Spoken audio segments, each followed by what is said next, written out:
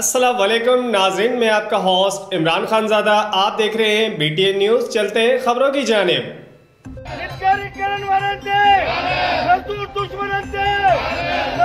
आल पाकिस्तान वापडा hydro electric workers union की जानिब से सेबिको सब डिवीजन ऑफिस से एक पुरअमन एहतजाजी रैली। चेयरमैन गुलाम सरवर सुमरो, हनीफ सुक्का, यूनुस सुमरो, शकील खानज़ादा, टिक्का खान दीगर की क़यादत में सेबिको ऑफिस तक एहतजाजी रैली निकालकर धरना दिया गया। इस मौके पर रहनुमाओं ने शिरका से खिताब करते हुए कहा कि एक मरतबा फिर वापडा की निजाकारी की बातें हो रही हैं।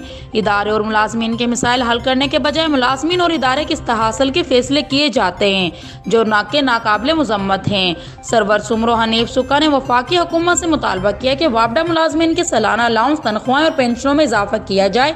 इस महंगाई में हमारा गुजारा मुश्किल हो गया है, जबकि यौम इजरत पर काम करने वाले मुलाजमीन को भी मुस्तकिल किया जाए।